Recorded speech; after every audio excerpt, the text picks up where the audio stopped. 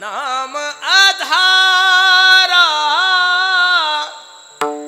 सुमिर सुमिर नर उतरही पारा कलियुग केवल नाम आधारा दया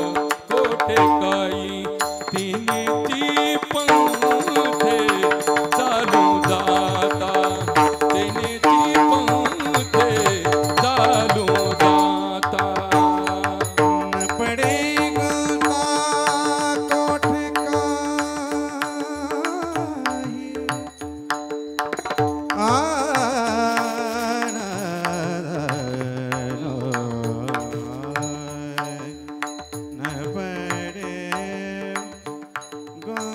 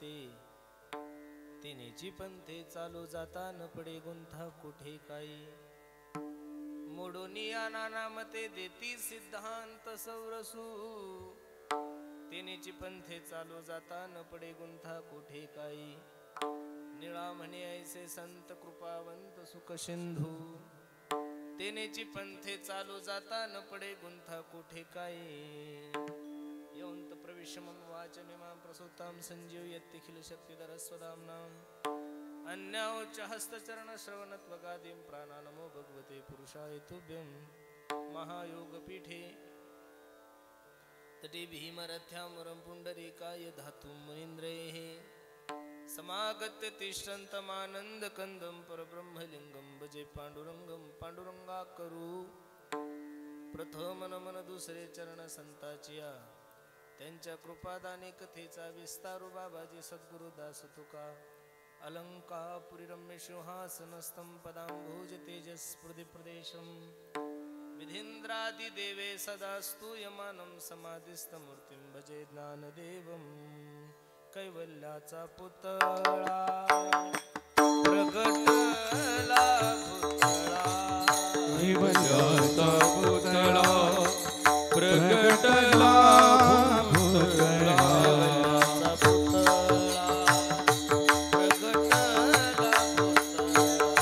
कैवल्याचा पुतळा प्रगटला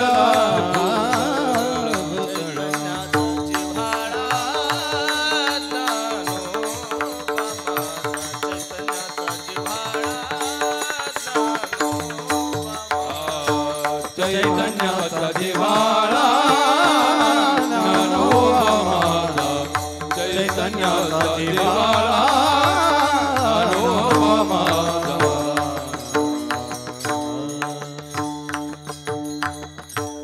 संपाद्य ज्ञानंच विदाय भक्तिं विलोकितो येन समाधी राजा वैराग्यवंतं सुविचारयुक्तं नमामि जोगं शिरसा कुरुन्तं नमो सद्गुरु तुकया ज्ञानदीपा नमो सद्गुरु सच्चिदानंद रूपा नमो सद्गुरु भक्त कल्याण मूर्ती नमो सद्गुरु भास्करा पूर्ण कीर्ती सेवे लागी सेवक झालो तुमच्या लागलो निज चरणा अहो स्वामी तुकया देवा यावरी न करावा अव्हेर मार्ग दावनी गेले अधि दयानिधी संत ते मॉनिटर देतो तिनेची पंथे चालू जाता न पडे गुंथा कुठे काही प्रस्तुत प्राप्त प्रसंगी प्राप्त वेळी चिंतन रूपी सेवेसाठी जो निवडलेला अभंग आहे हा जगद्गुरु जगन्मान्य देहूचे सुप्रसिद्ध साधू वैराग्याचे महावीर राष्ट्र ज्ञानेश्वर तुकोबराय यांचे कृपापात्र शिष्य असणारे निळोबराय यांचा हा 4 चरणाचा अभंग असून या अभंगामध्ये माझे निळोबराय सांगतात ज्या साधकाला जीवनामध्ये कल्याण करून घ्यायचंय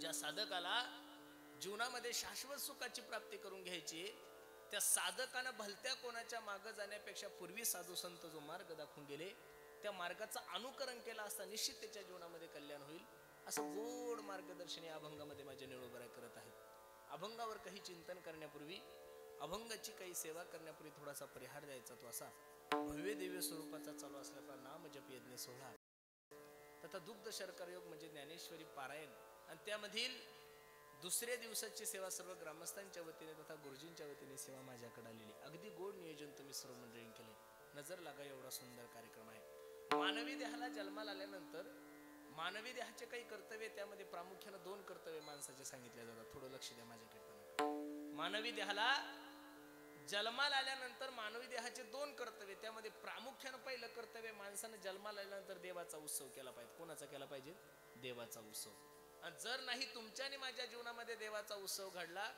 तर साधूचा उत्सव प्रत्येकाच्या जीवनामध्ये घडला पाहिजे देवाचा उत्सव का करायचा नाटाच्या अभंगामध्ये तुकोबराय सांगतात जेने हा जीव दिला दान तयाचे करीन चिंतन प्रबल थोडं कमी करायचं जगजीवन नारायण गायन गुण तयाचे ज्या विश्व मालकाने तुम्हाला या विश्वामध्ये जन्माला घातलंय ज्या जगाच्या मालकाने एवढ्या सुंदर सृष्टीमध्ये तुम्हाला आणि मला जन्माला घातलंय त्या भगवंताच्या उपकारातून ऋणी होण्यासाठी आपण गोकुळाष्टमी साजरी करतोय 1 आपण दत्त जयंती साजरी करतोय 2 आपण रामनवमी साजरी करतोय आपण हनुमान जयंती साजरी करतो आपण महाशिवरात्र साजरी करतो का ते तुमचं आणि माझं कर्तव्य नसून तो तुमचा आणि माझा धर्म आहे शास्त्र असं सांगतंय मानवी देहाला जन्माला आल्यानंतर माणसाकून देवाचा उत्सव नाही झाला तरी चालेल पण साधूचा उत्सव प्रत्येकाच्या जीवनामध्ये घडला पाहिजे. महाराज कबीर महाराज एका ठिकाणी किती गोड वर्णन करतात पहा. देव म्हणतोय, मैं संतन को दास संत मेरे हो मुकुट मनी.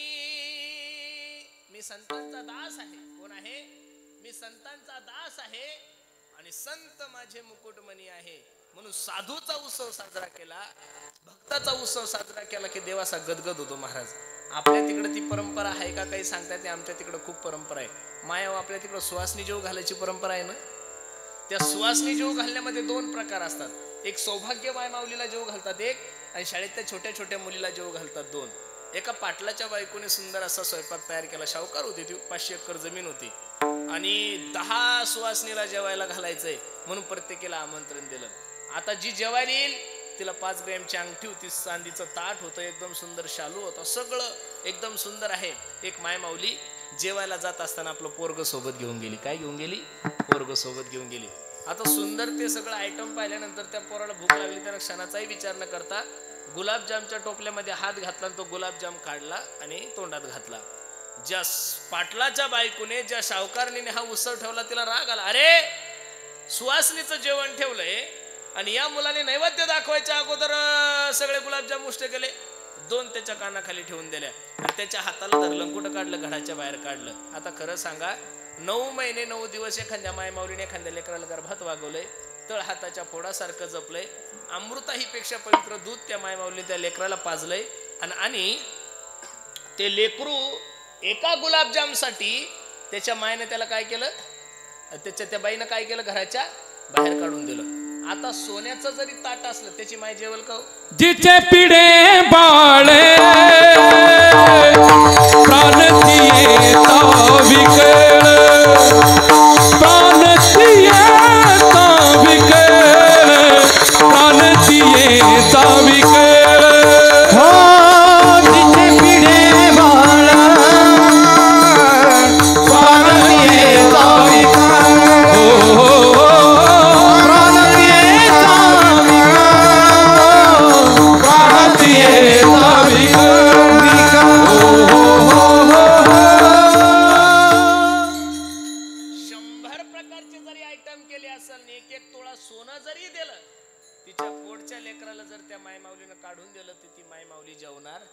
सक्की नाही जेवणार. सावतर काही सांगता येत नाही.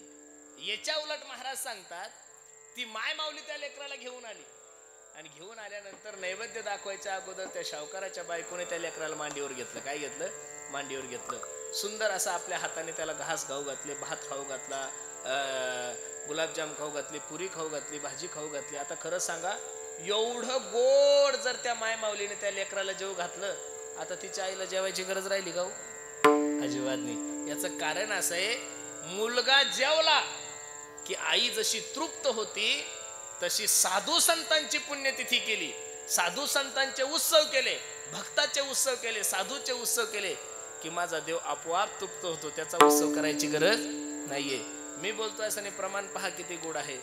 देव सारावे परते संत पूजावे आरते, संत पूजावे आरते, संत पूजावे देव सारावे परते संत पूजावे आरते, संत पूजावे आरते, संत पूजावे आरते. हा देव सारावे परते संत पूजावे आरते, संत पूजावे आरते. देव सारावे परते संत पूजावे आरते,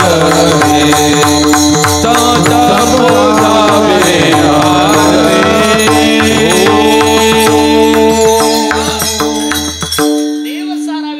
संत पूजावे आरती. शास्त्र असं सांगतंय, महाराजांचं प्रमाण तुम्हाला आणि मला असं सांगतंय, देवाची पूजा करत असाल तुम्ही, देवाची आरती चालू आहे, देवाचा महापूजा चालू आहे, आणि एखादा साधू जर तुमच्या दरबारात आला आणि त्यानं जर दरवाजावर थाप टाकली तर शास्त्र असं सांगतं, देवाची आरती बाजूला ठेवा, देवाची पूजा बाजूला ठेवा आणि त्या साधूची काय करा? देव सारावे परते संत पुजावे आरते. अनेका थोर महात्म्याच्या पुण्यतिथीचा उत्सव आपण सर्व मंडळी साजरे करत आहोत. संत सावता महाराज 18 पगड जातीमध्ये 18 महात्मे झालेले, पण त्यामध्ये सर्वात सुंदर जर वर्णन कोणाचं केलेले तर महाराज सावता महाराज. सावता सागर प्रेमाचे आगर घेतला अवतार माळिया घरी. धन्य त्याची माता धन्य त्याचा पिता साठविला दाता. नामदेव रायतर सांगतात नामा म्हणे त्यांचा जन्म सफळ झाला आणि वंश उद्धरिला माळियाचा.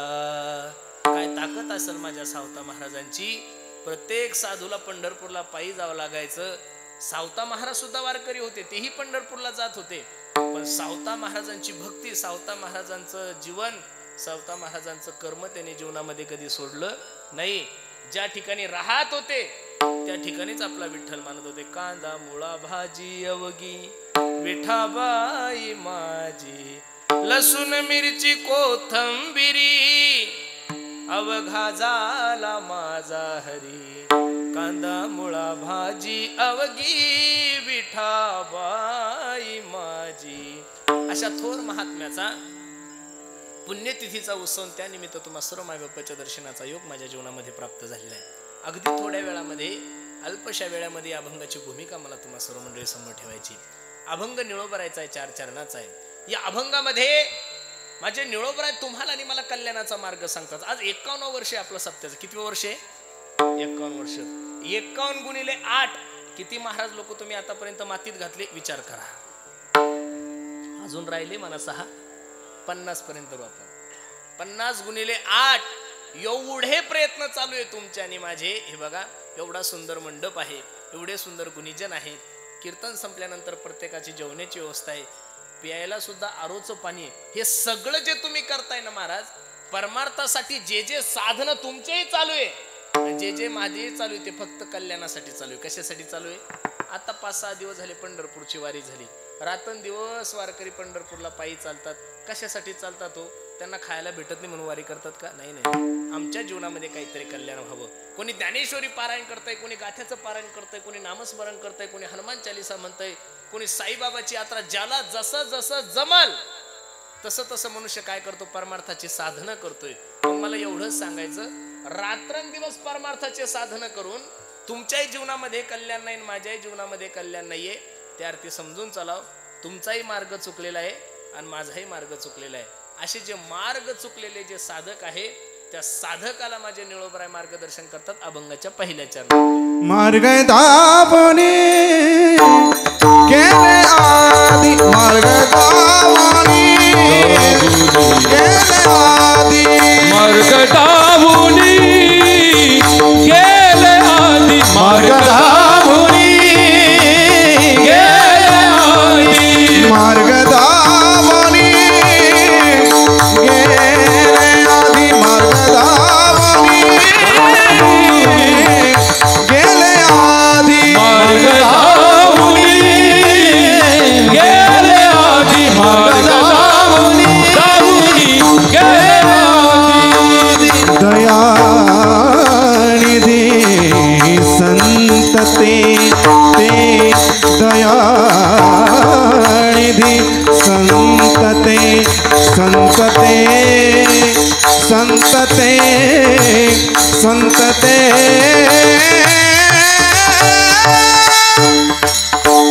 तेनेची पंथे चालू आता, तेनेची पंथे चालू आता. दयानिधी संतते दयानिधी संतते संतते संतते संतते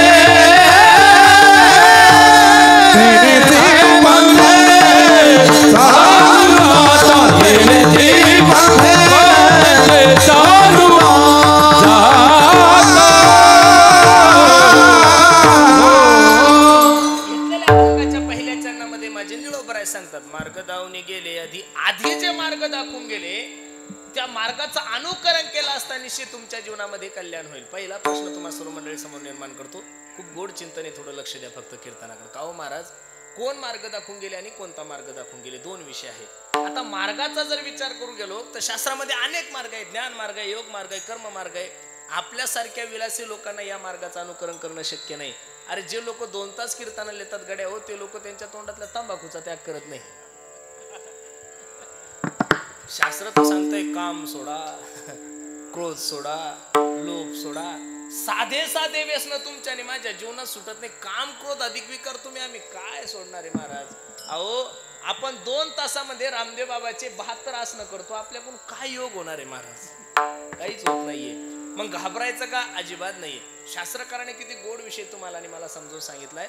गवळणीने घर सोडलेलं नाहीये, गवळणीने स्वधर्माचा त्यागही केलेला नाहीये, तरी गवळणी भगवंताला प्राप्त करू शकले. याचं कारण असं आहे, गवळणी घरामध्ये जरी राहत होत्या तरी मनामध्ये भगवंताला ठेवत होत्या. आता हरी बाहेर हरी, हरी रे घरी कोंडिले. मथुरेला ज्यावेळेस गवळणी जायच्या त्यावेळेस डोक्यावर दही दूध तूप लोणी राहायचं, पण अंतकरणामध्ये श्रीकृष्ण गोविंद हरे मुरारी, हे नाथ नारायण वासुदेव, हे नाथ नारायण वासुदेव, हे नाथ नारायण वासुदेव. अंतकरणामध्ये भगवंताचं चिंतन असल्यामुळं डोक्यावर जरी दही दूध होतं, जरी तूप होतं, लोणी होतं, पण अंतकरणात चिंतन भगवंताचं असल्यामुळं गोविंदू घ्या कोणी दामोदर गोविंदू घ्या कोणी दामोदर गोविंदू घ्या कोणी दामोदर गोविंदू घ्या कोणी दामोदर गोविंदू कोणी दामोदर गोविंदू कोणी दामोदर गोविंदू कोणी दामोदर गोविंदू कोणी दामोदर. तव तव हासती मथुरेच्या गे, गोविंदू घ्या कोणी दामोदर घ्या गे. ऐका ना दादा, रात्रंदिवस भगवंताचं चिंतन असल्यामुळं मुखावाटी भगवंताचं चिंतन येत होतं. माय माऊल्यांनो, इथं जेवढे काही माझ्या आई बहिणी बसलेले आहे, उद्या सकाळी जर एखादी माय माऊली तुमच्या गावामध्ये आली, काय आपल्या गावात फुलेनगर मध्ये आली, फुलेनगरच ना, एखादी माय माऊली जर तुमच्या दरबारात आली, तिच्या डोक्यावर बटाटे, वांगे, कांदे, आणि ती जर तुमच्याकडे पाहून म्हणली विठ्ठल घ्या कोणी पांडुरंग घ्या गे, तुम्ही फक्त एकच विचार करसाल, बाई हिच्या गोळ्या संपलेल्या आहे. बरोबर आहे का नाही? सर्वांना सर्व सोडून जंगलात जाण्याची गरज नाहीये. गवळणीने घर सोडलं नाहीये, स्वधर्माचा त्यागही केला नाहीये, तरी कर्तुम अन्यथा कर्तुम. जगाचा मालक गवळणीसाठी काय झाला, निर्गुण असणारा भगवान परमात्मा गवळणीसाठी सगुण झाला. याचं कारण गवळणी घरामध्ये जरी राहत होत्या तरी मनामध्ये भगवंताला ठेवत होत्या. करिता संसाराचा धंदा, करिता संसाराचा धंदा, करिता संसाराचा धंदा, करिता संसाराचा. आठविती त्या गोविंदा, आठविती त्या गोविंदा, आठविती त्या गोविंदा, आठविती त्या गोविंदा. वेद वेदिल्या कृष्ण छंदा, वेद वेदिल्या कृष्ण छंदा, वेद वेदिल्या कृष्ण छंदा, वेद वेदिल्या कृष्ण. रात्रंदिवस समजेना, रात्रंदिवस समजेना, हे रात्रंदिवस समजेना, करिता संसाराचा धंदा, करिता संसाराचा धंदा, करिता संसाराचा धंदा,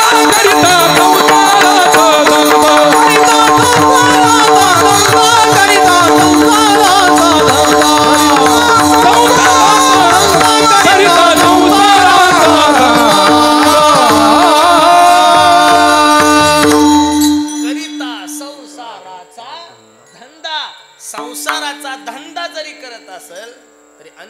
मनामध्ये भगवंताचं चिंतन करत होत्या. म्हणून जे गवळण नीला जमलं ते आम्हाला शक्य होणार. शास्त्रामध्ये अनेक मार्ग सांगितलेले, त्यामध्ये पहिला मार्ग योगाचा. कोणता मार्ग आहे? योग मार्ग. काय शक्य आहे महाराज तुम्हाला आम्हाला?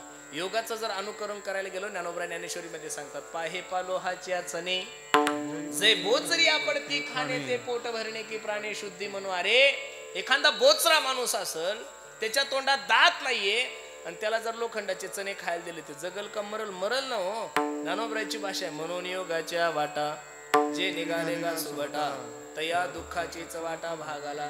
ज्ञानोबरा योग्यांची माऊली होती. ज्ञानराज माझी योग्यांची माऊली जेने निगमवली. मग ज्ञानोबरा योग्यांची माऊली असताना सुद्धा योगाचं खंडन करत असताना ज्ञानोबराने एका वाक्यात सांगितलं, योग याग विधी येणेनो हे सिद्धी वायाची उपाधी दंभधर्म. ठीक आहे महाराज, योग कठीण आहे. मग काहो महाराज आम्ही ज्ञान संपादन करू? अजिबात नाहीये. ज्ञान संपादन करण्यासाठी सुद्धा वयाची मर्यादा आहे. आमच्या पठाडे दादांचा आणि आमच्या श्रीकांत दादाचा दोघांचा पखवाज ऐकल्यानंतर तुमच्या फुले नगर मधल्या काही म्हाताऱ्याला असं वाटेल, काय दरवर्षी यांना बोलवायचं? आपण शिकू. म्हातारपणात ते जमत नाही, तरुणपणात त्याची प्रॅक्टिस करावी लागते. थोडं शुद्ध भाषेत सांगायचं म्हणजे तरुणपणात घासावं लागते. काय करावं लागते? दगडांना नाही हा. एका एका रागाची कमीत कमी 6-6 महिने काय करावं लागते? प्रॅक्टिस करावं लागते. एका एका बोलाची 4-4 तास प्रॅक्टिस करावं लागते. एवढ्या सहजासहजी नाहीये. सुभाषितकार जे सांगतात ते किती गोड आहे पहा ना. प्रथमम नार्जिते विद्या द्वितीयम नार्जिते धनः तृतीयम नार्जिते पुण्यम चतुर्थम किम करिष्यसि. पहिले 25 वर्ष ठरून घ्या की तुम्हाला इंजिनियर व्हायचं, डॉक्टर व्हायचं, महाराज व्हायचं, कलेक्टर व्हायचं. काय व्हायचं ते व्हायचं, फक्त 25 वर्षच व्हायचं. 25च्या नंतर माणसाने ढिलं पडायचं नाही. 25 ते 50 शास्त्राने पैसा कमवा सांगितलेला आहे गुरुजी. काय कमवा सांगितलेला आहे? पैसा. कोणालाच नाही म्हणायचं नाही. दररोजचे 3 जरी कीर्तन करायचे काम पडले तरी चालेल, पण 25 ते 50 पैसा कमवायचा ही कमवायचा. आणि जर 50 पर्यंत पैसा नाही कमवला तर मग नंतरच परिस्थिती अवघड आहे. कारण शास्त्र असं सांगते, ज्याच्या जीवनात अर्थ नाही त्याच्या जीवनाला अजिबात अर्थ नाहीये. ठीक आहे, 25 ते 50 पैसा कमवायचा आणि 50 ते 75 जर प्रकृती चांगली राहिली तर ठाईचं बैसुनी करा एक चित्त आवडे अनंत आळवा. बस रामकृष्णारी रामकृष्णारी. आणि या 3 अवस्थेमध्ये जर तुम्हाला या 3 गोष्टी नाही घडल्या तर शास्त्रकाराने सांगितलं चतुर्थम किम करिष्यसि. 75च्या नंतर तुमच्याकडून काही होणार नाही. म्हणून पहिले 25 वर्ष. आता आम्ही ज्या वेळेस नवीन आळंदीला होतो, आता वेगळंच झालंय महाराज.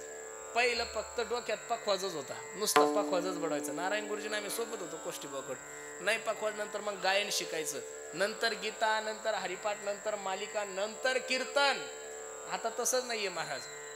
आळंदीला पाठवणारे जेवढे काही मायबाप आहे त्यांच्या मुलांना गायक व्हायचं नाहीये, त्यांच्या मुलांना वादक व्हायचं नाहीये, त्यांच्या मुलांना काहीच व्हायचं नाही. त्यांना असं वाटतं की गेला बरं. संस्था चालकाला सुद्धा सांगतात, महाराज 6 महिन्यात पोरग इंदुरीकर झालं पाहिजे. तो बापान ठेवलं का ती मशीन आहे टाकलं? अजिबात नाहीये. आम्ही ज्यावेळेस आळंदीला होतो त्यावेळेस आम्हाला कोणाची स्पर्धाच नव्हती महाराज, की आम्हाला हे व्हायचं आम्हाला ते व्हायचं. आम्हाला फक्त एवढंच माहित होतं, उठायचं आणि पखवाज वाजवायचं, बाकी काही करायचं नाहीये. आता पोर पखवाज. अहो विद्यार्थीच कुठे राहिले गुरुजी? शिकायला कोणी विद्यार्थी का? आम्ही ज्यावेळेस नारायण गुरुजींना आम्ही कोष्टी पकडू 300-300 विद्यार्थी राहायचे महाराज. आता ऑनलाईन क्लासेस झालेले. गुरुजीकडे सुद्धा जायला लोक तयार नाहीये. अनेक गोष्ट सांगतो गड्या, लिहून ठेवा, काळ जाऊ. हे बघा, प्रत्येकाची धारणा काय झाली? पैसा न कष्ट न करता पैसा कमवायचा आहे लोकांना. कष्ट न करता पैसा कमवायचा आणि अभ्यास न करता ज्ञानी व्हायचं. आणि ह्या 2 गोष्टी जीवनामध्ये अजिबात शक्य नाहीये. तुम्हाला जर ज्ञानी व्हायचं असेल तर अभ्यासच करावा लागतो.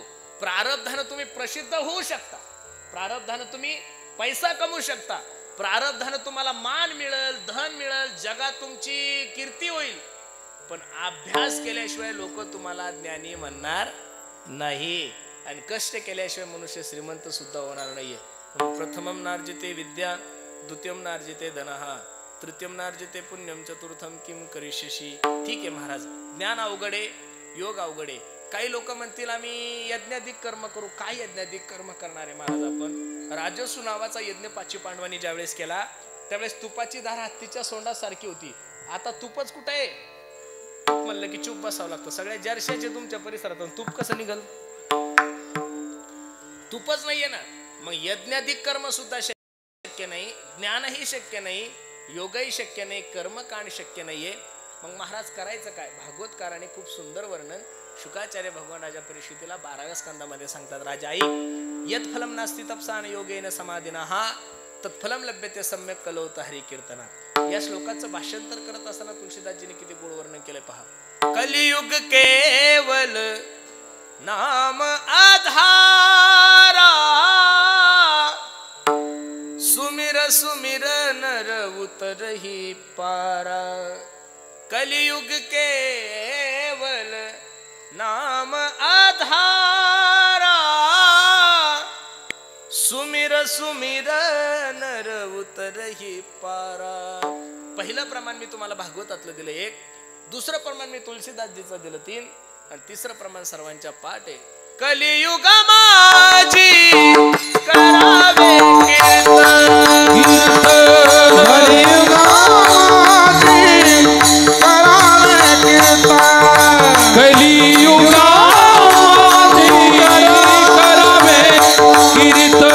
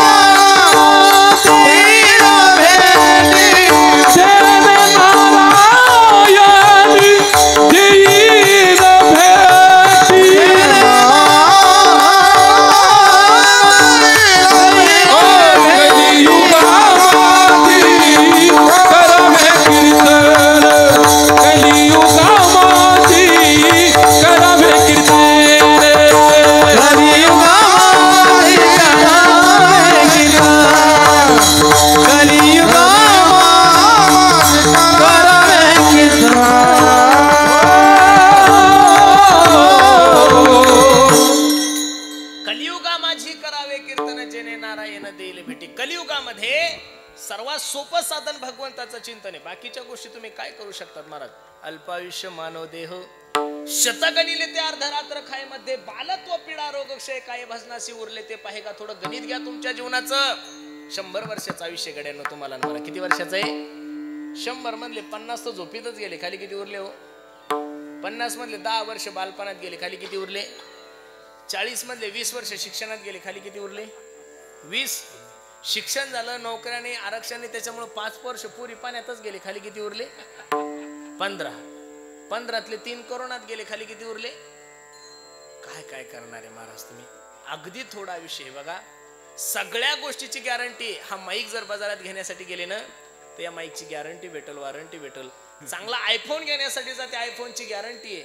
माणसाची काय गॅरंटी आहे? हे काळानं काळाची तोंडी घातली, ट्रबल कमी कर याचं थोडं, घातली लोणीयाची उंडी, माशी पाख पाखरी तव हे ग्रास गिळी सेता नाही हाती, ग्रास गिळी सेता नाही हाती, ग्रास गिळी नाही हाती, ग्रास गिळी नाही हाती. एक क्षण भंगुर है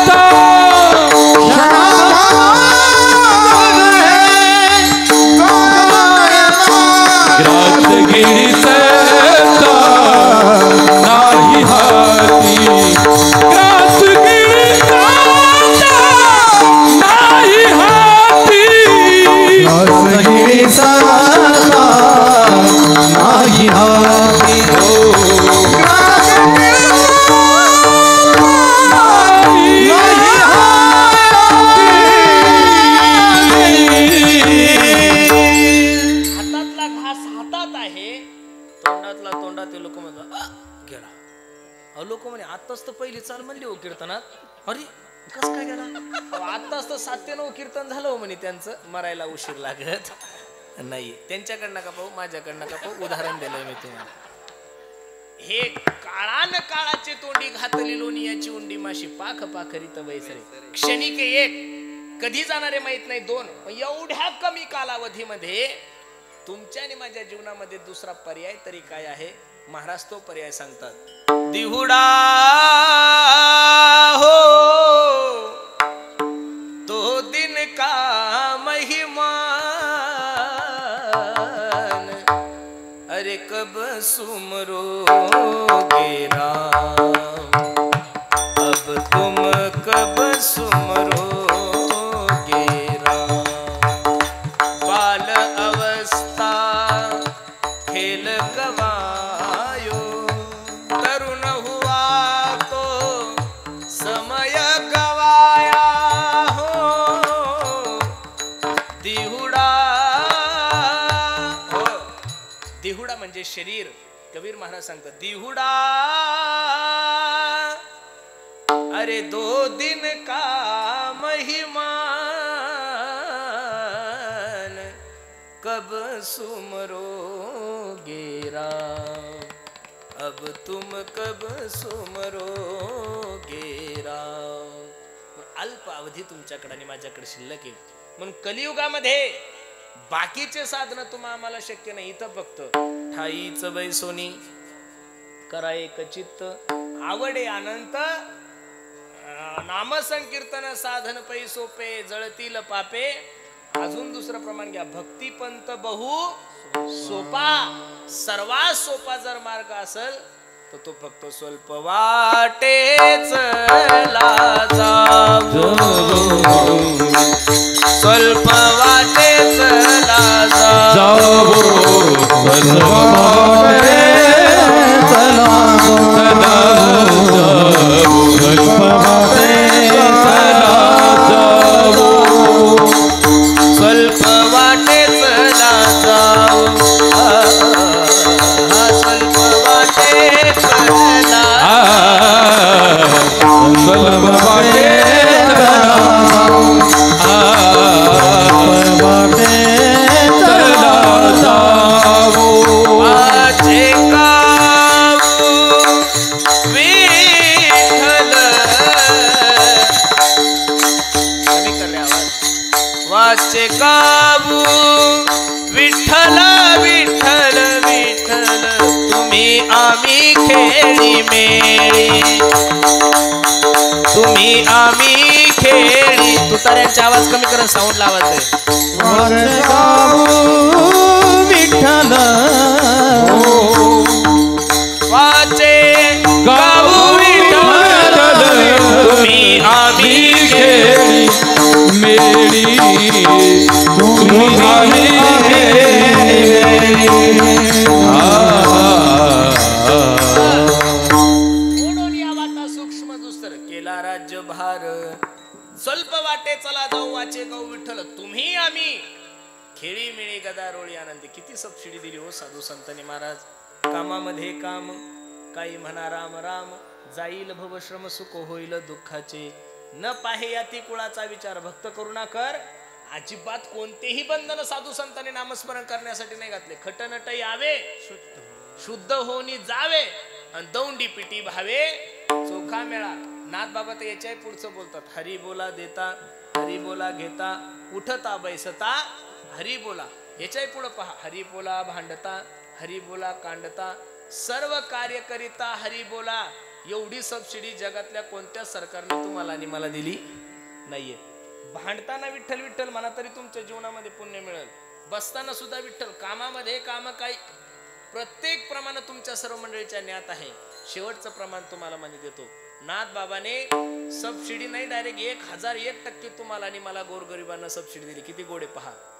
न लगे तीर्थाचे भ्रमण, न लगे तीर्थाचे न लगे तीर्थाचे भ्रमण, न लगे तीर्थाचे भ्रमण, न लगे मुंडन, मुंडन, न लगे मुंडन, न लगे न लगे पंचाग्नी साधन, न लगे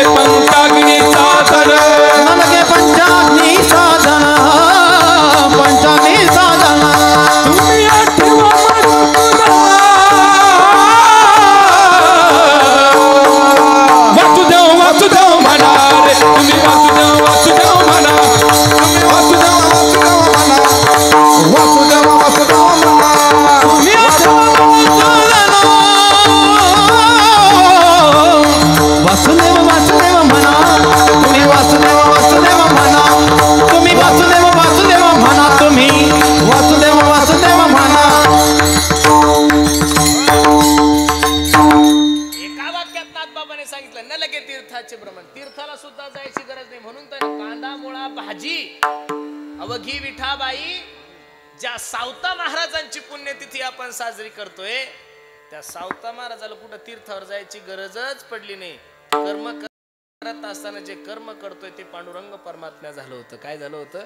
म्हणून न लगे तीर्थाचे भ्रमण, न लगे दंडन मुंडन. तिरुपतीला जायची गरज नाही, चाटी करायची गरज नाही, काही गरज न लगे पंचाग्नी साधन. तुम्ही आठवा मधु नुसतं विनंती केली असं नाही, हात जोडून हीच माझी विनवणी जोडून या कर दोन्ही शरण एका जनार्दनी. तुम्ही आठवा, तुम्ही वासुदेव म्हणा अनुदिनी, तुम्ही वासुदेव वासुदेव म्हणा. एक सांगू तुम्हाला, देवाचं चिंतन केलं माणूस वाया गेला असा जगात माणूसच नाही गड्यानं. नाम घेता वाया गेला ऐसा कोणी ऐकला, जागा विनवितो तुम्हासी संत मंत चित्त गेला. ऐसा कोणी दाखविला, जागा विनवितो तुम्हासी संत मंत चित्त ऋषी. नाम घेता वाया गेला आणि ऐसा कोणी ऐकी गेला. का रे बाळांनो, पेढा हसत हसत खाल्ल्यावर कसा लागतो? गोड. आणि झोपीत खाल्ल्यावर आणि रडत रडत खाल्ल्यावर, रडत रडत खा पेढा गोडच आहे, हसत हसत खा पेढा गोडच आहे, आणि झोपीत खा पेढा कसा आहे? जुने लोक म्हणत होते गाईचं शेण खाली पडलं की ते माती घेऊन उठतं, बरोबर आहे का नाही? मग गाईचं शेण जर खाली पडलं तर ते माती घेऊन उठतं, हा शेणाचा गुणधर्म आहे. तर माझ्या देवाचं केलेलं चिंतन कधीच वाया जाणार नाहीये. अरे पुतना जरी भगवंताला विष पाजण्यासाठी आली होती, तिनं दूध पाजलं का विष पाजलं हो देवाला? विष पाजलं. विष पाजलंय तरी सध्या भगवंताने तिचा उद्धार केलाय. उलट उद्धार नाही, यशोदा मातेच्या अगोदर सायुज्यता मुक्ती कोणाला दिली? पुतनेला दिली. ज्ञानोबराय सांगतात, तू आसन काधिकाची नि माने सायुज्य सौर सुदिदला पुतनेची विषयाची निस्तन पाने. जाऊ द्या, शिशुपाळाने देवाचं नाव घेतलं का शिव्या दिल्या होत्याला? अग्रपूजेचा मान द्यायचा म्हणून भगवंताचं नाव ज्यावेळेस घोषित झालं त्यावेळेस शिशुपाळ सांगू लागला, अबे तो का अधिकारी आहे का? त्याच्या बापाचा तपास नाही, त्याच्या मायेचा तपास नाही. एवढ्या शिव्या दिल्या, 108 वेळेस शिव्या दिल्या. एवढ्या शिव्या दिल्यानंतर भगवंतांनी त्याला नरकात पाठवायला पाहिजेत का आपल्या शरीरामध्ये विलीन करून घेतलं पाहिजे? शिशुपाळाची आत्मज्योत आपल्या शरीरामध्ये विलीन करून घेतली. 2 उदाहरणं तुम्हाला सांगतो. बिभीषणात देवाला शिव्या दिल्या का नामस्मरण केलं हो? रामायणातला बिभीषण काय केलं त्यानं? श्रीराम जय राम जय जय राम. हनुमंतराय लंकेमध्ये गेल्यानंतर फक्त तुळशीचं वृंदावन बिभीषणाच्या दारात दिसलं, भगवंताचं चिंतन करताना दिसले. रावणानं काय केलं? प्रभू रामचंद्राची बायको पळवली. काय केली? बायको पळवली. मग खरं सांगा, बायको पळवणाऱ्याला अगोदर मोक्ष आहे का राम राम म्हणणाऱ्याला अगोदर मोक्ष आहे? बायको पळवणाऱ्याला. बिभीषणाच्या अगोदर कोणाचा मोक्ष मिळालाय? रावणाला मिळाला. हे सगळं जनाबाईनं पाहिलं होतं. म्हणून तर जनाबाई म्हणतात, धुंद झाला तुझा दरबार. अबे देवा, 1 नंबरचा चुकीचा आहे बे तू. पुण्यवंत पाताळ लोकी नेला, दारिद्री तो भाग्यवंत केला, चोरट्याचा बहुमान वाढविला, कीर्तिवानाचा अपमान केला. अबे काय चुकलं होतं त्या बलीचं? तो बली तुला 3 पावलं जमीन देण्यासाठी आला आणि तू त्याला पाताळात घातलं. आणि काय केलं त्या वाल्या कोळ्यानं रे? अरे त्यानं तर माणसं मारले ना बे. माणसं मारून सुद्धा चोरट्याचा बहुमान वाढविला. खरं सांगू का, तुम्ही परमार्थ करत असताना कोणत्याही भावनेनं करा, फक्त परमार्थ करा आणि तो वेळेत करा. कारण वेळ निघून जीवनामध्ये गेली की महाराज सांगतात, हा नाही तरी गेला जन्म वाया,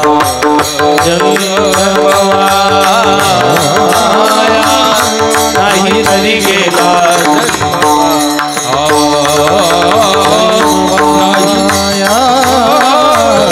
नाही तरी गेला जन्म नाही तरी गेला जन्म सांगला तुम्हासी म्हातारे विठ्ठला, नाही तरी गेला नाही तरी गेला जन्म वाया सांगतो तुम्हारी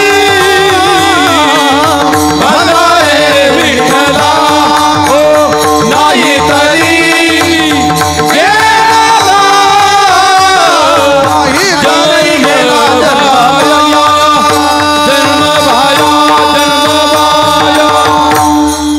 सांगतो तुम्हासी भजारे विठ्ठला नाही तरी गेला जन्म वाया. सर्व साधू संतांनी करा रे बापांनो साधन हरीचे जनीकरण. ज्ञानोबरायण सुद्धा सांगितलं हरिमुखी म्हणा हरिमुखी म्हणा पुण्याची गणना.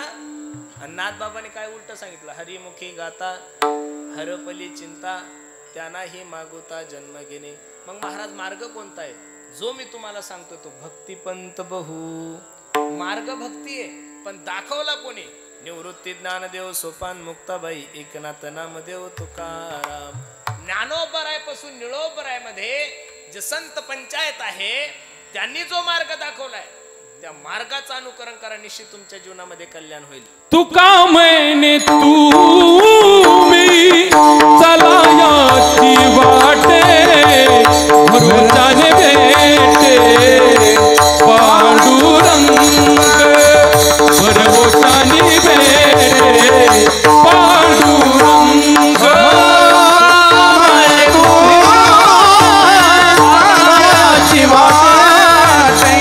भरोशाने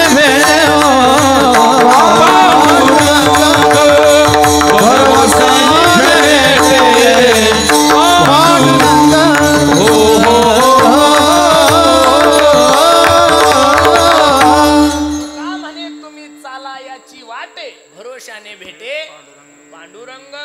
हे तुम्ही आणि मी नाही सांगितलं. पूर्वी साधू संत जो मार्ग दाखवून गेले त्या मार्गाचं अनुकरण केलं असता मार्ग दावणे गेले आधी दयानिधी संत ते. निश्चित तुमच्या जीवनामध्ये कल्याण होईल. दयानिधी हा शब्द वापरला. दया हा साधूचा भाव आहे. शांती हा साधूचा भाव आहे. क्षमा हा साधूचा भाव आहे. महाभारतातलं किती गोड उदाहरण आहे हो. दुर्योधन रणांगणात पडलेला आहे. नाका तोंडातून रक्त येतंय. अश्वत्थाम्या भेटण्यासाठी गेला. ए मित्र दुर्योधना, ए दादा कोणी केली ही अवस्था? दुर्योधन शेवटचे श्वास मधत होता पण दुर्योधनासारखा वाईट जगात दुसरा कोणी झाला? दुर्योधनाला अश्वत्थाम्याने विचारला, अश्वत्थाम्या ए दुर्योधना कोणी केली तुझी अवस्था? दुर्योधनाच्या मुखातले वाक्य हे बघ, ए अश्वत्थाम्या माझे 100 भाऊ मेले याचं मला मुळीच दुःख नाहीये पण त्या 5 पांडवातलं एकही मेलं नाही याची मला खदखत आहे. तुम्ही एवढे मंडळी इथं उपस्थित आहात मला फक्त खरं सांगा एखाद्याचं नाव तरी दुर्योधन आहे का हो? नाही, एखाद्याचं कार्य असू शकतं, नाव नसल कोणाचं. इथं जेवढ्या काही माझ्या आई बहिणी उपस्थित आहे मायांनो, एखादीचं नाव तरी काही काही आहे का?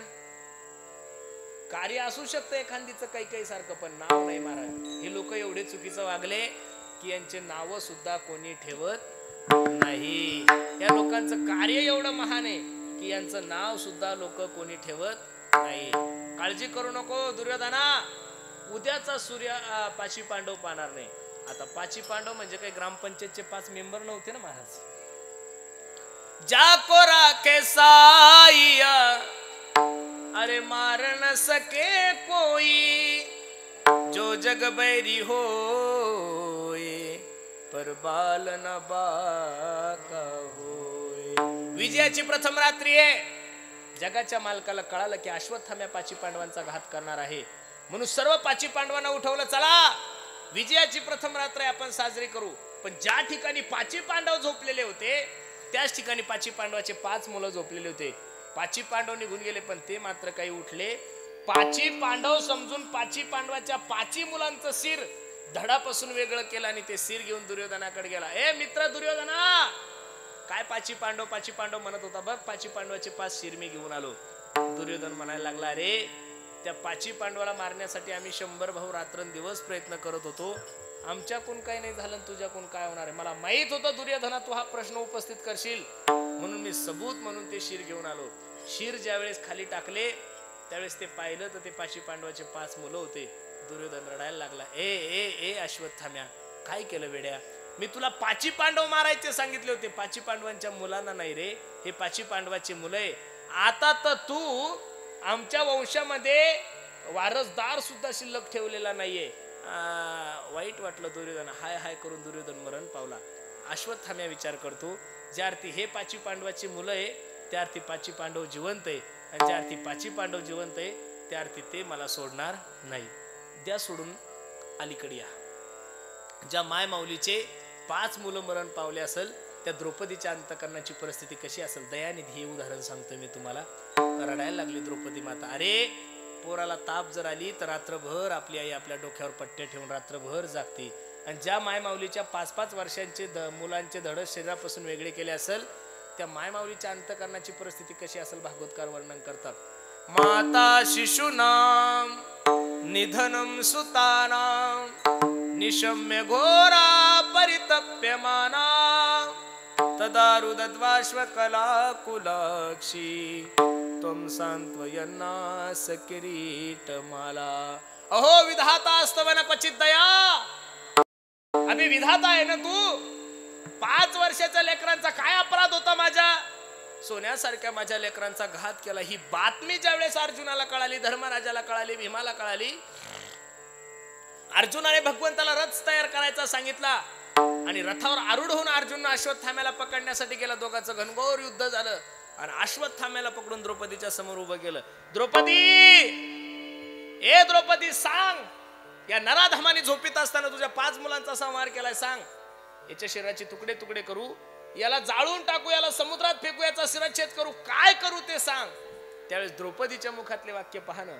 मुच्यता मुच्यतामेश ब्राह्मणो नितराम गुरु, ब्राह्मणो नितराम गुरु. सोडून द्या त्याला, तो तुमचा गुरुपुत्र आहे. मुलं मेल्यानंतर काय दुःख आहे मला माहिती आहे. याची आई विधवा आहे, मी सधवा आहे. हा याच्या आईचा एकुलता एक आहे.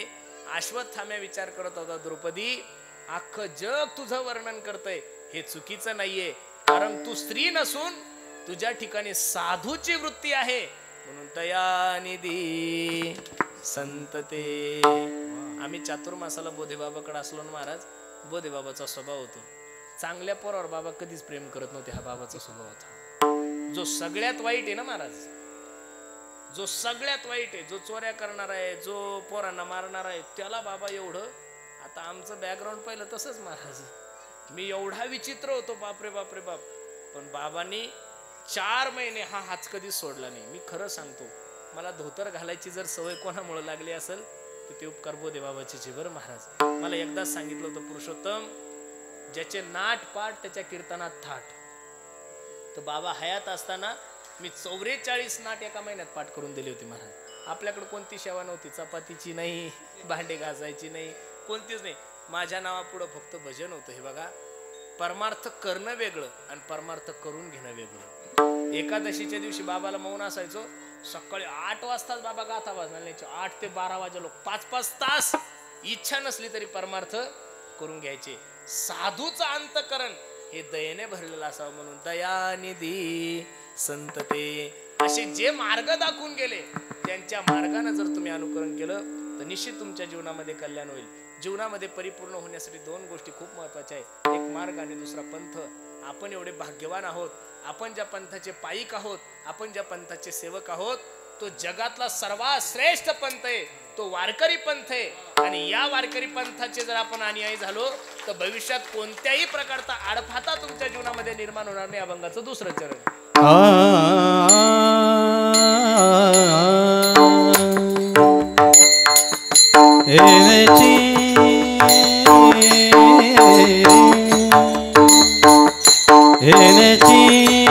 पंथे चालू जाता,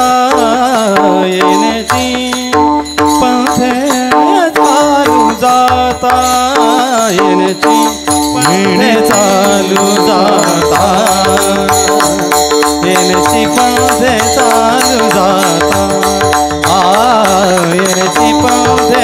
चालू जाता, पंथे चालू जाता.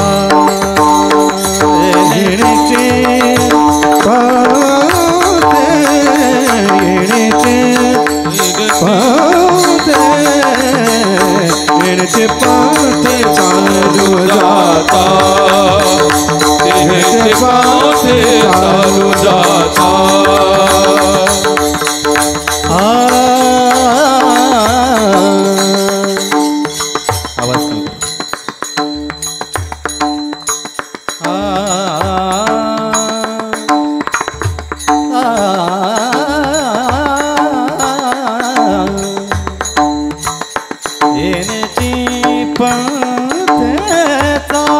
जाता येण्याची पंथे चालू जाता येण्याची पंथे चालू जाता येण्याची पंथे चालू जाता येण्याची पंथे चालू जाता येण्याची पंथे चालू जाता येण्याची पंथे चालू जाता येण्याची पंथे चालू जाता चालू जाता चालू जाता येण्याची पंथे चालू जाता येण्याची पंथे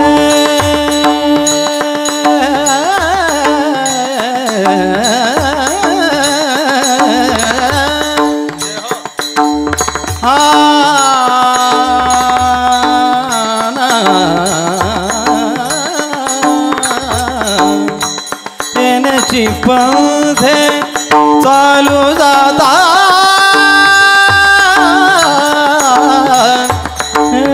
न पडे गुंठा कोटे खाली हो न पडे गुंठा कोटे काही येण्याची पंथे चालू जाता येण्याची पंथे चालू जाता येण्याची पंथे चालू जाता येण्याची पंथे चालू जाता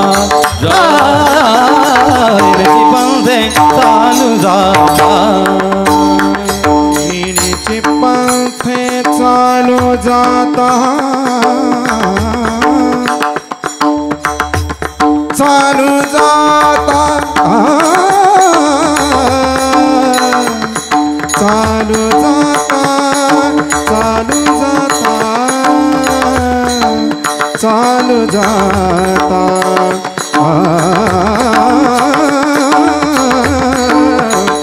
चालू जाता चालू जाता न पडे गुंता कोठे काय येण्याची पंथे चालू जाता येण्याची पंथे चालू जाता न पडे गुंता कोठे काही न पडे गुंता कोठे काही येण्याची पंथे चालू जाता येण्याची पंथे चालू जाता येण्याची पंथे चालू जाता येण्याची पंथे चालू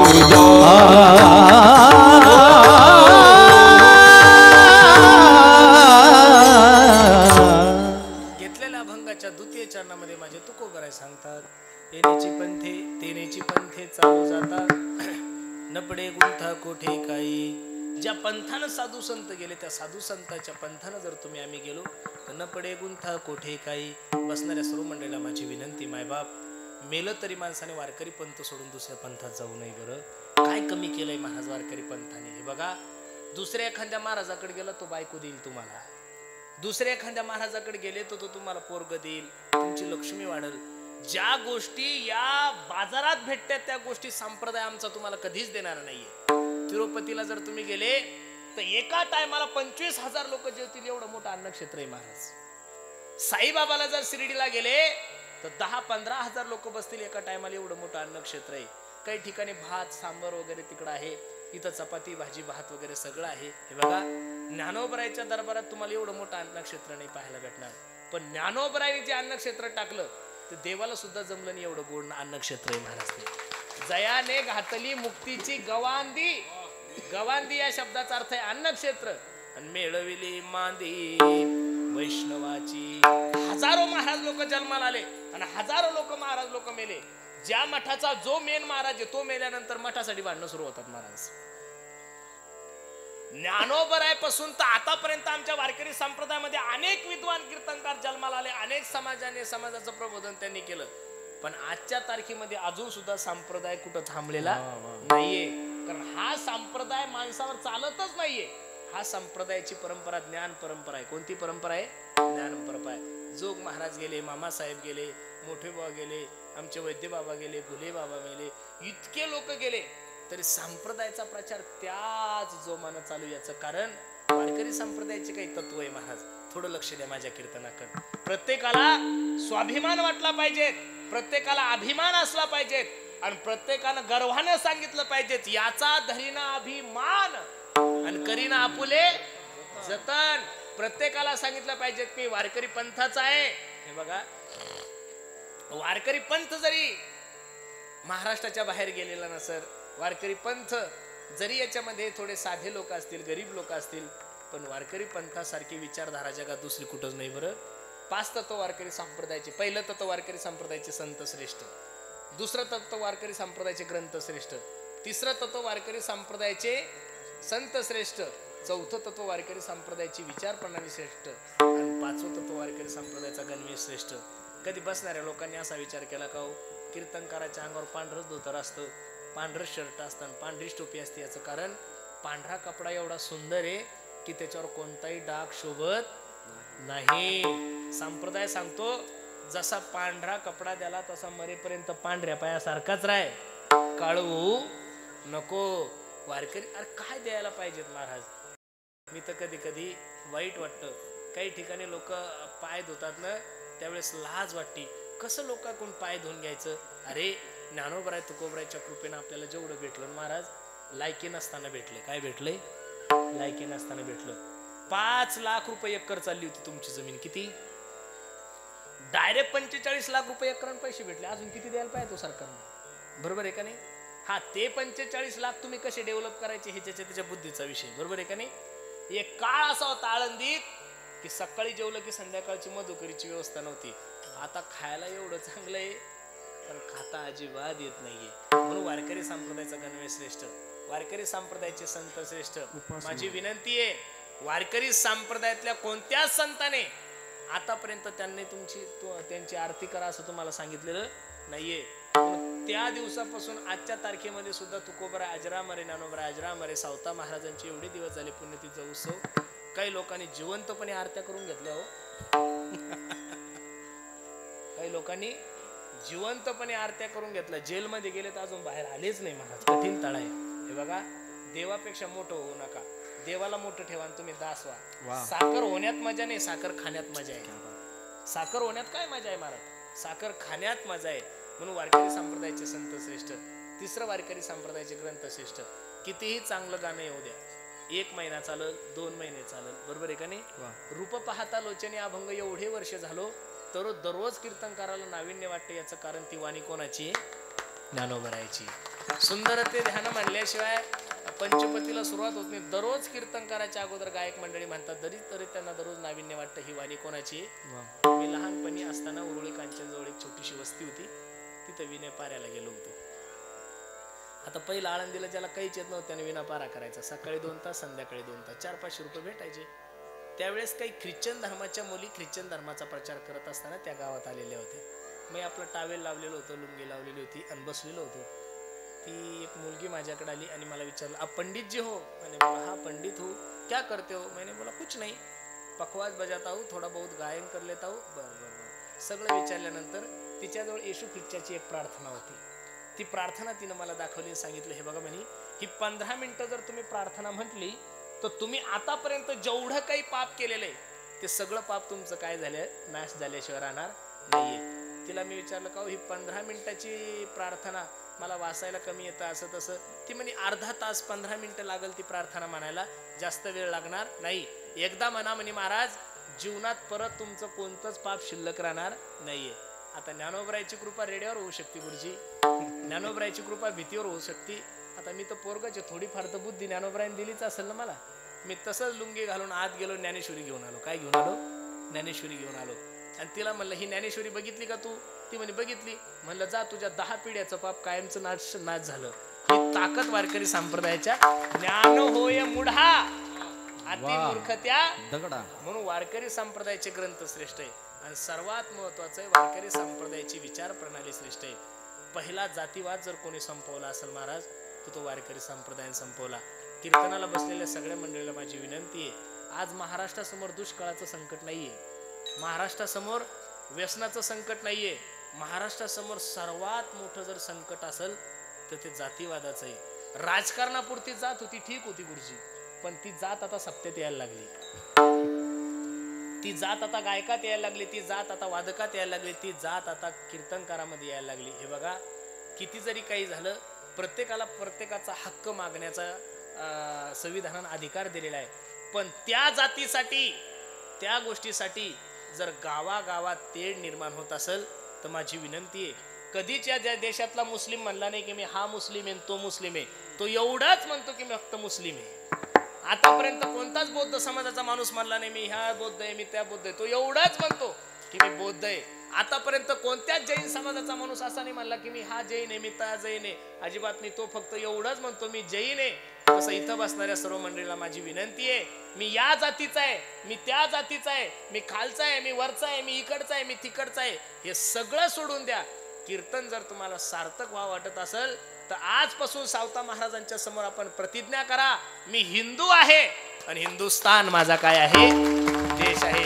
ही भूमिका जर आपण सर्वांनी ठेवली तर उद्याचे दिवस तुमच्या आणि माझ्यासाठी आनंदात आहे. आपले दिवस गेले, पण हे जातीवादाचं जर कीड या महाराष्ट्राला लागलं तर भविष्यात 30 पिढ्या भविष्यात पुढच्या त्यांना जातीवादाचं कीड सोडणार नाहीये. म्हणून सर्वांना माझी, पहिला जातीवाद कोणी संपवला, यारे यारे लहान थोर याती बलती नारी नर, करावा विचारण लगे चिंता कोणाची. एका चांगल्या विद्वानाने मला प्रश्न केला, म्हणे महाराज एवढा चांगला जर तुमचा वारकरी संप्रदाय, तिथले ग्रंथ श्रेष्ठ आहे, तिथले संत श्रेष्ठ आहे, तिथले विचार प्रणाली श्रेष्ठ आहे, तिथलं गणवेश श्रेष्ठ आहे, मग एवढा मोठा संप्रदाय असून तो महाराष्ट्राच्या बाहेर का गेला नाही? मी त्याला जे उत्तर दिलं, तुमचा बाजार वावीचाच आहे ना, कधी असतो? मंगळवारी, म्हणजे उद्याच ना. मंगळवारच्या बाजाराला तुम्ही वावीला गेले, खोटं बोलू नका, फक्त खरं सांगा.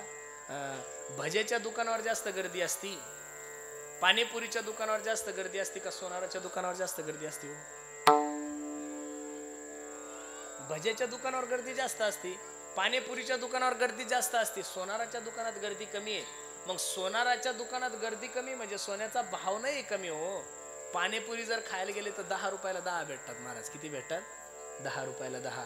सोनाराच्या दुकानात जर गेले तर 1 ग्रॅम जरी घ्यायचा असेल तर 6000 मोजून द्यावं लागतात. किती? आता किती पाणीपुऱ्या इकल्या म्हणजे 6000 होईल हो. तसं 24 कॅरेट सोन्याचं दुकान म्हणजे माझा वारकरी संप्रदाय गड्या. 24 कॅरेट सोन्याचं दुकान माझा वारकरी संप्रदाय आहे. इथं गर्दी जरी कमी असेल तरी पण याची किंमत महान आहे. म्हणून आपण सर्व मंडळी भाग्यवान आहोत की आपण वारकरी पंथाचे सेवक आहोत. तेनेची पंथे चालू जाता न पडे गुंथा कोठे काय विठोबा रखुमाई. जय जय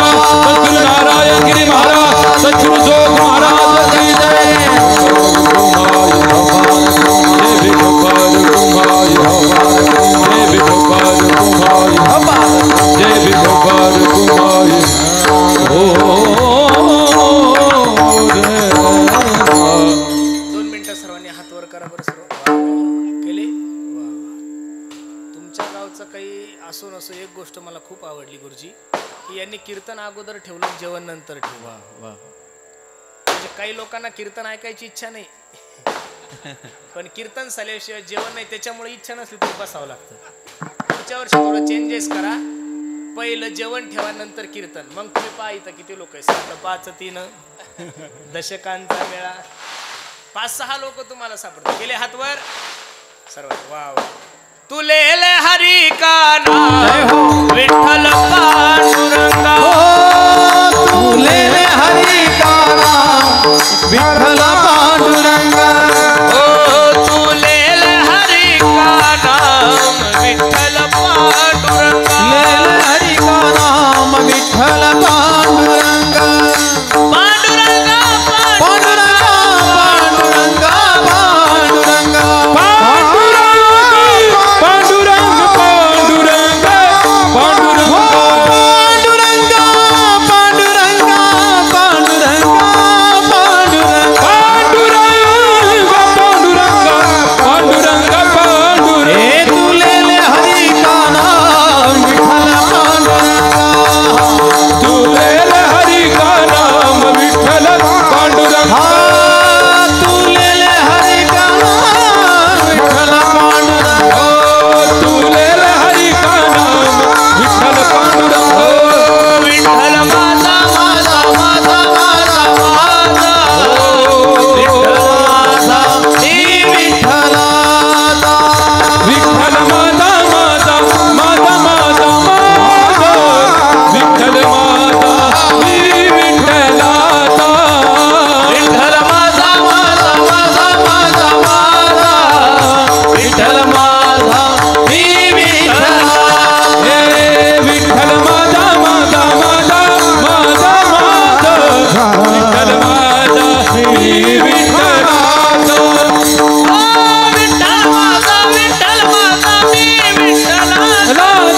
विठ्ठल माझा विठ्ठल माझा मी विठ्ठलाचा लाता विठ्ठल माझा विठ्ठल माझा मी विठ्ठलाचा विठ्ठल माझा मी विठ्ठलाचा माझा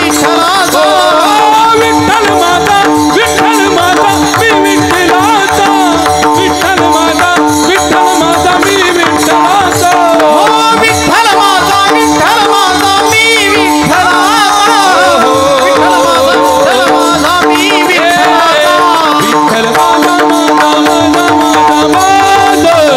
विठ्ठल माझा मी विठ्ठलाचा विठ्ठल माता माता माता माता माता विठ्ठल माता मी विठ्ठलाचा विठ्ठल माझा माझा माझा माझा माझा मी विठ्ठलाचा विठ्ठल माता माता माता माता माता विठ्ठल माता मी विठ्ठलाचा विठ्ठल माता माता माता माता माता विठ्ठल माता मी विठ्ठलाचा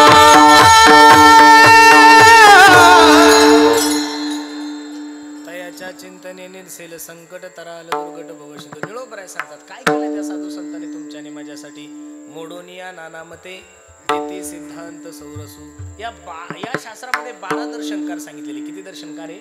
12. त्यामध्ये 6 नास्तिकवादी आहे, 6 आस्तिकवादी आहे. या सर्वांच्या विचाराचं मंथन करून सिद्धांत रूपी म्हणजे भक्ती रूपी खाऊ साधकाच्या हातात दिलाय. मोडोनिया वाटा सूक्ष्म दुस्तर केला राज्यभार चाले ऐसा जे जया पाहिजे ते आहे रे. तुम्ही कोणत्याही प्रकारे साधू संतांना शरण जा. निश्चित साधू संतांनी तुमच्या आणि माझ्यासाठी एवढं गोड करून ठेवलंय.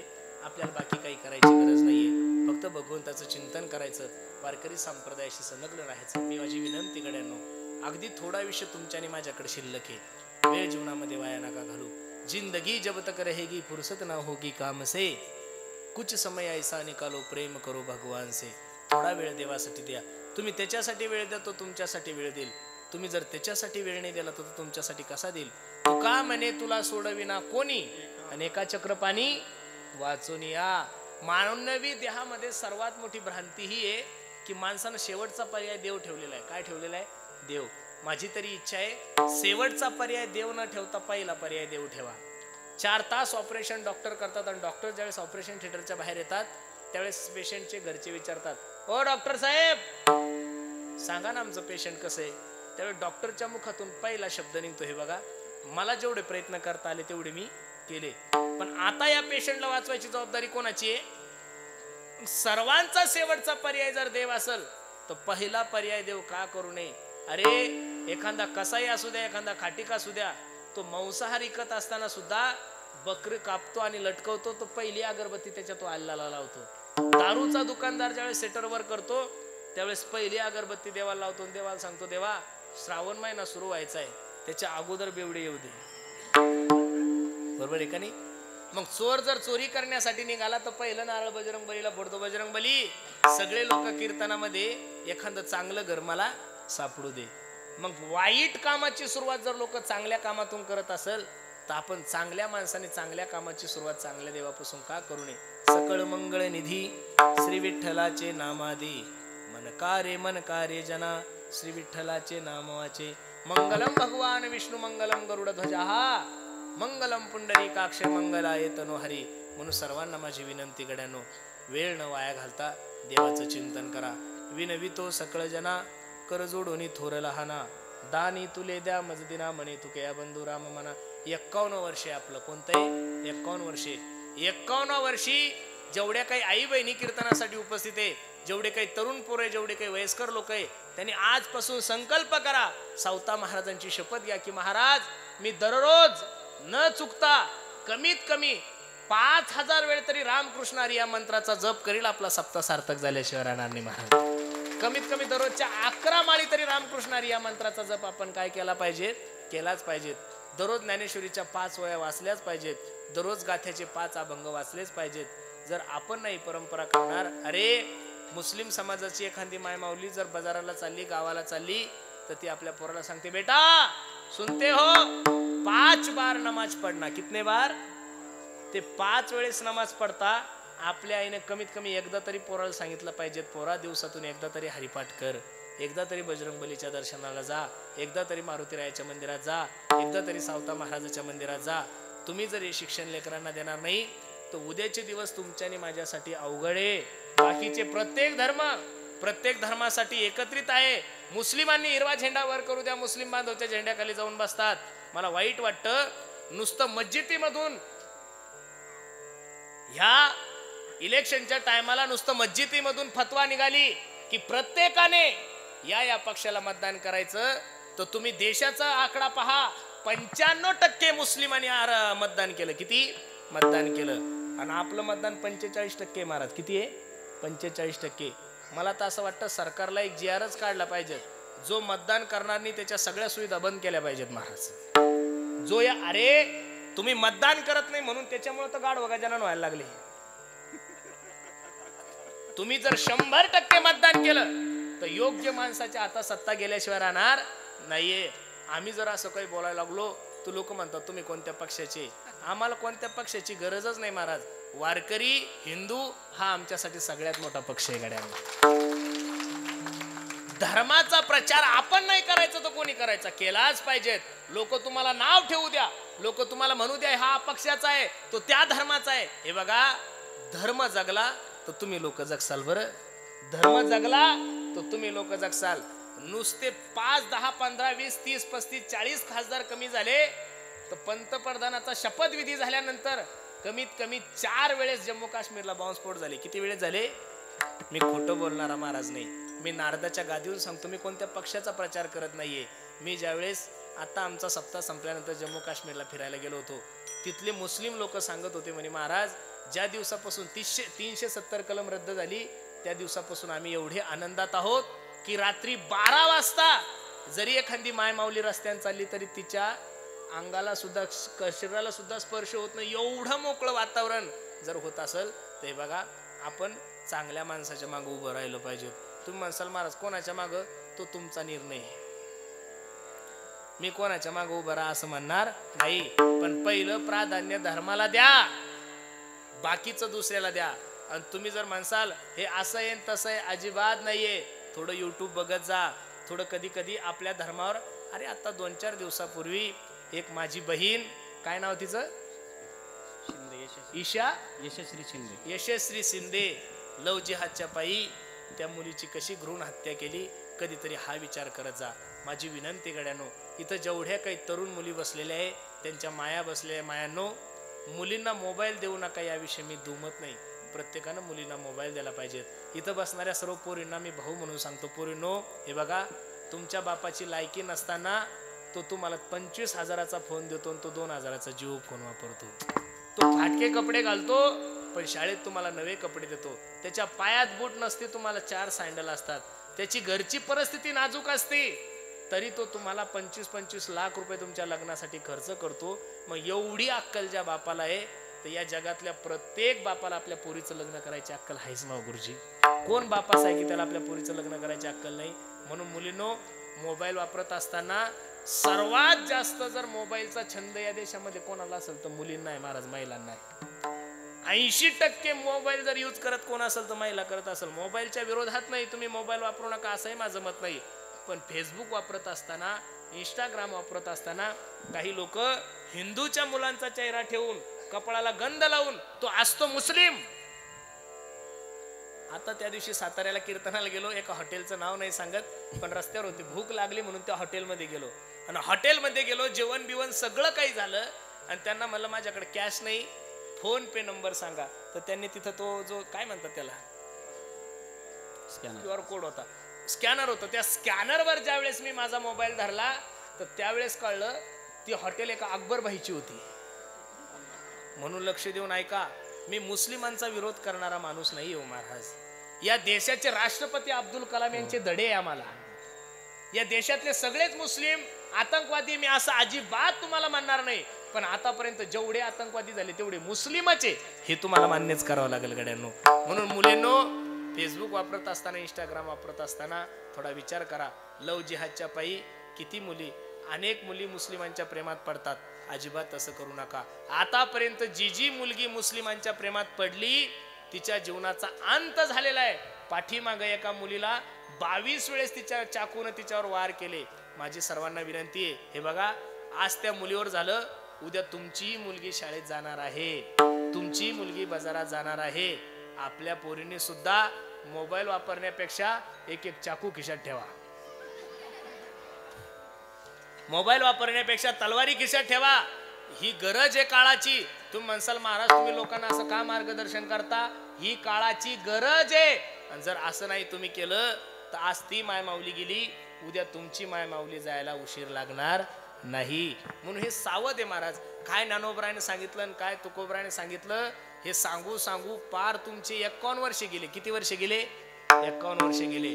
जर तुम्हाला हिंदू धर्म कळाला, जर तुम्हाला जातीवाद कळाला, तुम्हाला जर सगळ्या या गोष्टी कळाल्या, तर बाकी गोष्टी सांगण्याची गरज राहणार नाहीये. म्हणून सर्वांना माझी विनंती, खूप गोड नियोजन तुम्ही सर्व मंडळींनी केलं. वास्तविक कीर्तन करावं अशी माझी तब्येतच नाही. काय झालं काही कळत नाही. थुंकलं की असं रक्त येतंय गळ्यातून. काय झालं काही कळत नाहीये.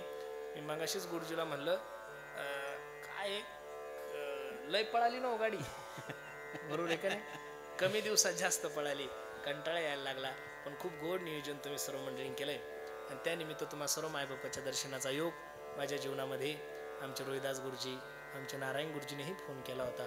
त्यामुळे तुमच्या सर्वांच्या दर्शनाचा योग माझ्या जीवनामध्ये प्राप्त झाला आहे. जाता जाता सर्वांना विनंती करीन, देशाविषयी धर्माविषयी स्वाभिमान बाळगा. सगळ्यांनी एकत्रित या. आज जर आपण एकत्रित आलो तर उद्या आपल्याकडे कोणीही वाईट दृष्टीनं पाहू शकत नाही. तुमच्या आणि माझ्या एकत्रीकरणाची काय आहे? ज्यावेळेस इंग्रज आपल्या देशात आले होते त्यावेळेस इंग्रजांनी सांगितलं होतं, जर तुम्हाला भारतावर राज्य करायचं असेल तर फक्त आणि फक्त यांच्या जाती जातीमध्ये वाद लावा, तुम्ही काय करसाल? या देशावर राज्य करसाल. आपण सर्व जाती धर्माचे लोक जर एकत्रित राहिलो तर महाराज गल्लीपासून तर दिल्लीपर्यंत फक्त आपली सत्ता आहे. म्हणून सर्वांना माझी विनंती आहे, प्रत्येकाने एकत्रित हा. खूप गोड नियोजन तुम्ही सर्व मंडळींनी केलंय. आजचं ज्यांचं अन्नदान आहे संत सावता महाराज मित्रमंडळ व आमचे तुषार भैया मेहर यांच्या दोघांच्या वतीने ही सेवा, आजचं अन्नदान हे आलेलं आहे. म्हणून पुनश्च एकदा सर्वांच्या चरणी मी माझा माथा ठेवतो. आणि एवढा ऐकून जर तुम्ही ह्या गोष्टी माझ्या नाही ऐकल्या तर मग महाराज सांगतात, म्हणायची इच्छा नाहीये पण आता ते म्हणतात म्हणा, हे जरी नाही काल दुसरा येईल, हे जरी नाही काल, हे जरी नाही काल तरी दुसरा येईल, हे जरी नाही काल. सरत शेवटी बा फळ बांधून नेईल, सरत शेवटी बा, सरत शेवटी बा, टाळी टाळी टाळी, हा हा, शेवटी बा, आमचे काय बाधा येईल, एका जनार्दनी आमचे काय बाधा येईल.